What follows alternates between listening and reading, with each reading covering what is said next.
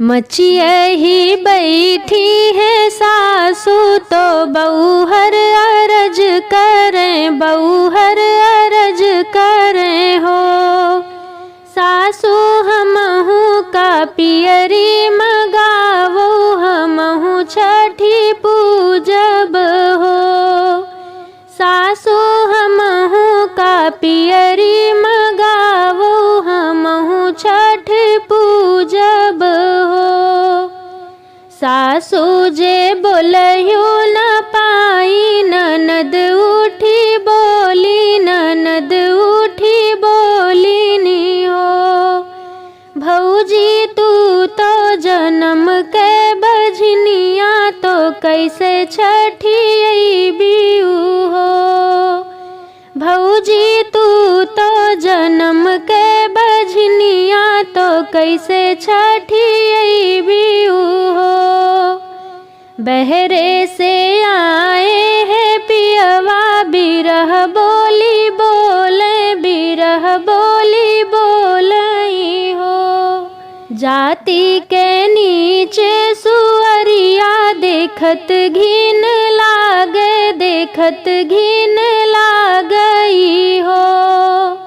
धन आगे पीछे चलत है लरिकवा, देखत नीक लागई हो।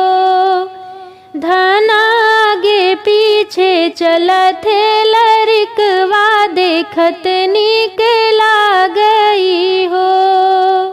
12 बरिस भइल ब्याह, तो लालन मुख नहीं देखे, लालन मुख नहीं देखे हो। धना गंगा में डूबी मरी जात्यू, तो कौने अर्थ कई हो। धना गंगा में डूबी मरी जात्यू, तो कौने अर्थ कई हो। सासू ननद कर छठी व्रत, औरो सब सखियाँ तो औरो सब सखियाँ हो। सखियाँ जे कर में बारी भी यही आवे, घर से निकारई हो। ससुरे के मारी बेचारी, नैहर बीच ठाड़ी भई, नैहर बीच ठाड़ी भई हो। मैया खोली देहू अपनी केवड़िया, कहाँ कहाँ में जाई हो। मैया खोली देहू अपनी केवड़िया, कहाँ कहाँ में जाई हो। अंगना से बोले जे मैया, तो सुख दुख पूछई हो। बेटी कवन संकट तोहरे जियरा, नैहर बीच ठाड़ भयू हो। बेटी कवन संकट तोहरे जियरा, नैहर बीच ठाड़ भयू हो। सासू ननद कर छठी व्रत, हम तो बाझिन रहन हो। मैया जे कर में बारी भी यही आवे, घर से निकारई हो। मैया जे कर में बारी भी यही आवे, घर से निकारई हो। इतनी बचन सुनी मैया, तो अंगना से बोले, तो अंगना से बोलई हो।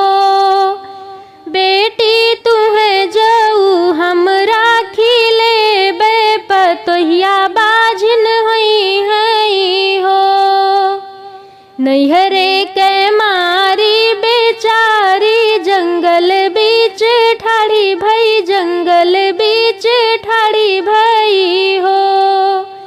रामा जे केहू होते यही जंगल, हम ही खाई लेतई हो। रामा जे केहू होते यही जंगल, हम ही खाई लेतई हो।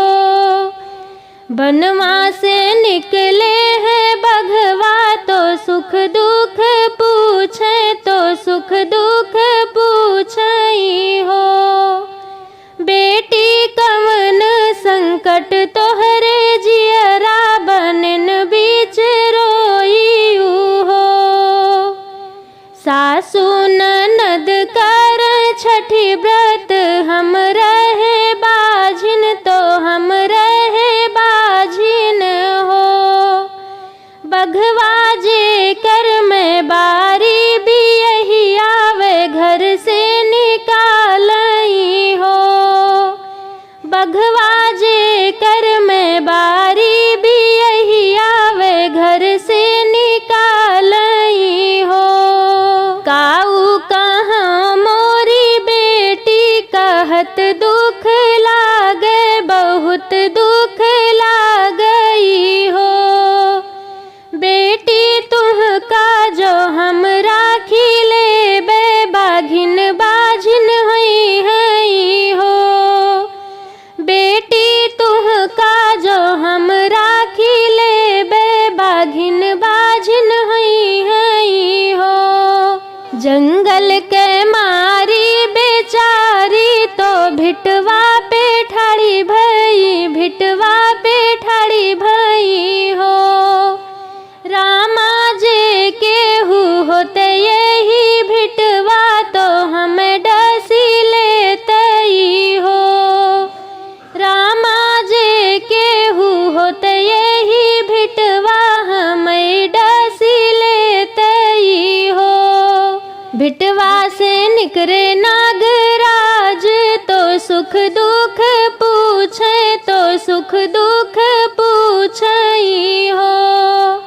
बेटी कवन संकट तोहरे जियरा तो भिटवा पे रोई हो। बेटी कवन संकट तोहरे जियरा तो भिटवा पे रोई हो। सासु ननद कर छठी पूजा हम रहे बाझिन तो हम रहे बाझिन हो। नगवा जे कर में बारी भी यही आवे घर से निकारई हो। नगवा जे कर में बारी भी यही आवे घर से निकारई हो। काऊ कहाँ मोरी बेटी कहत दुख लागे बहुत दुख लागई हो। बेटी तुहका जो हम डसी ले नागिन बाझिन हुई है हो। भिटवा के मारी बेचारी तो गंगा तीर ठाड़ी भई गंगा तीर ठाड़ी भई हो। गंगा मैया एक लहर दई देत्यू तो डूबी मारी जाइत हो। गंगा जी से निकरे गंगा मैया तो सुख दुख पूछे तो सुख दुख पूछई हो।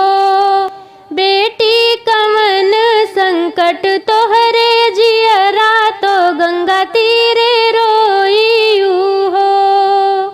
काऊ कहाँ मोरी मैया कहत दुख लागे बहुत दुख लागई हो। मैया जू कर सब छठी पूजा तो हम रहन बाझिन हो। मैया जे कर में बारी भी यही आवे घर से निकालई हो। गंगा मैया बेटी का समझावे तो धीरज धरावई हो। बेटी जावो ना अपने तू घर का तो अपने सजन घरे हो। बेटी को छवा में लिहु तिल अक्षत तो छठी का मनाई हो। बेटी को छवा में लिहु तिल अक्षत प्रसाद उनकर खाई हो। बेटी छठी मैया बड़ी है कोखी तोहरा भरी हैं हो। बेटी छठी मैया बड़ी है दयालु, ललन तुहका देई हैं हो। लौटी के आवे जे चेरिया तो अपने सजन घरे, अपने ससुर घरे हो। सखियाँ कोछवा में लिहि तिले अछत, तो छठी का मनावे प्रसाद उनकर खाईनी हो। 8वें महीनवा के बीतत, तो 9वें के लागत, तो 9वें के लागत हो। सखियाँ छठी माई दीही सुंदर ललना, तो ललना खेलावई हो। जमन सास हमें बाझिन कहे, तो बहुआ कही बोलावे, तो बहुआ कही बोलावई हो। सखियाँ ननद बोलावे भौजैया, आंगन बीच नाचई हो।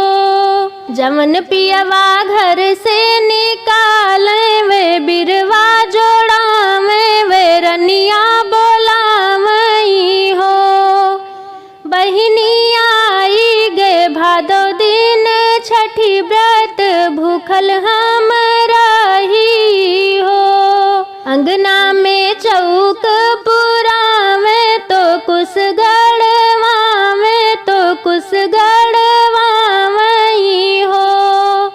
सखियाँ ललना के अपने छठिया में निहुरी गाठी डारई हो।